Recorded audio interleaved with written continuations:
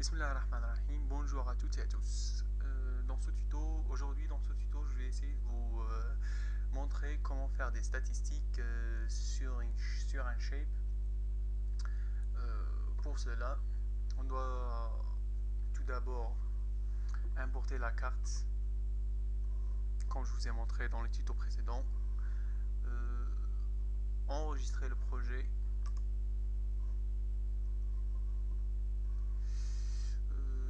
cliquer sur Start Editing et ensuite créer un shape.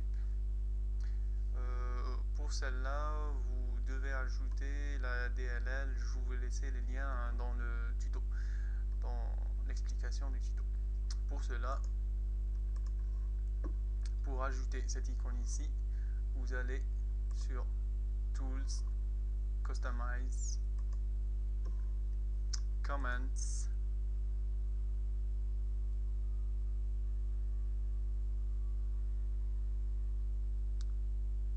c'est un peu long chez moi, et Add from File. Ben pour moi, je les ai déjà. C'est statistique, shape creation.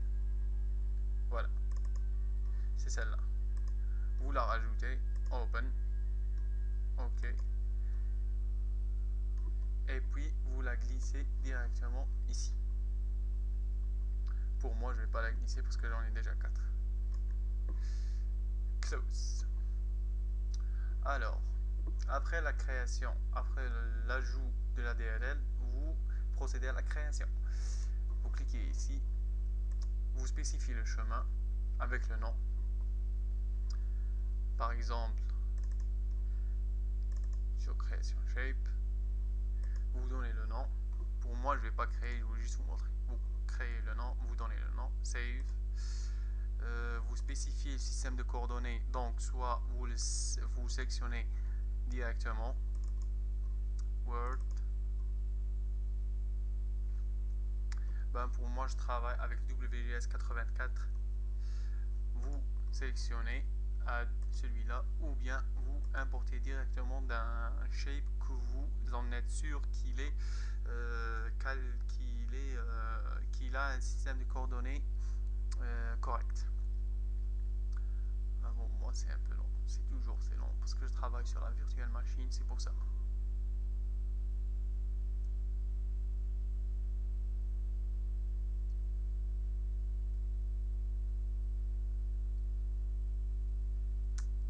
C'est un peu long.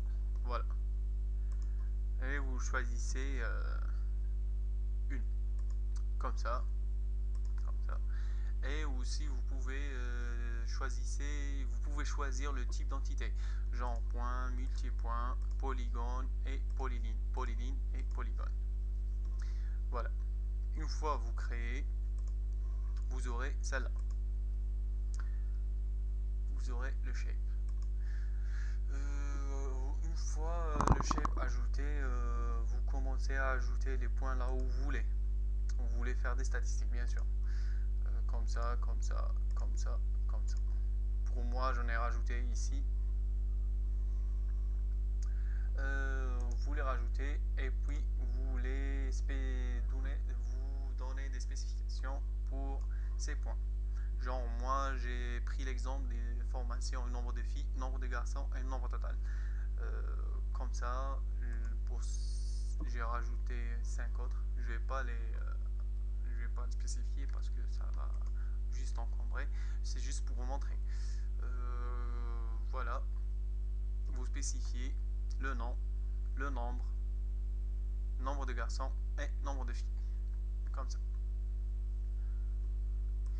Une fois vous spécifiez ça, pour cela, pour les colonnes, vous les ajoutez ici, soit par add field ici,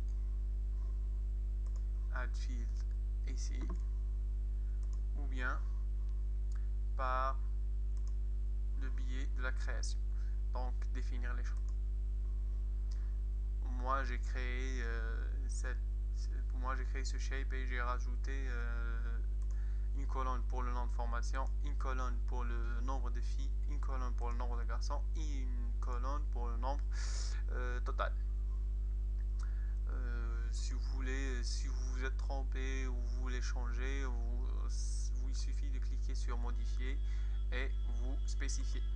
Donc fermez et annuler.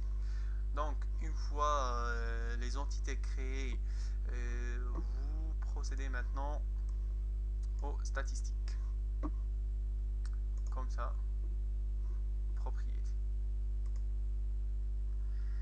Vous allez directement sur symbologie et puisque nous on a des multivaleurs genre nombre de filles, nombre de garçons et nombre total, on va passer directement à charts. Donc on a trois types, soit pi, un cercle, soit bar column, soit stacked. Donc choisit pi et on rajoute ces colonnes. Donc on aura ça avec une dégradation de couleur. Appli, voilà.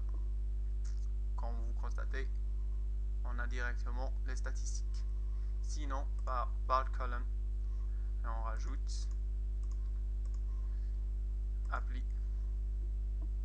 Sinon, quand vous constatez, sinon dans le même barre, on rajoute cette colonne là et appli. On aura les statistiques sous forme de graphe ou bien sous représentation, sous forme de sinon on aura les statistiques avec une représentation graphique. Désolé. Voilà. C'est tout pour ce tuto. Je vais pas rester longtemps. Je vais pas. Ouais. Voilà. Oh, une dernière chose. Pour le nombre total. Vous n'êtes pas obligé de calculer séparément le nombre de filles, le nombre de garçons pour chaque formation. Donc, pour y faire ça, sélectionnez tout. Vous allez au nombre de formations, en nombre total, cliquez avec le bouton 3 et File Calculator. Donc ici on a nombre total qui est ici, va être égal à nombre de filles, double-clic, plus nombre de garçons. Ok. Et il va calculer. Donc par exemple ici, on change 45. Ici, ça va changer. Parce que ici on a 41, c'est pas la valeur exacte. Donc calculate field et ok. Donc ici on a 65. Voilà. Et puis c'est tout. C'est tout pour aujourd'hui. À la prochaine pour un autre tuto. Merci pour votre attention.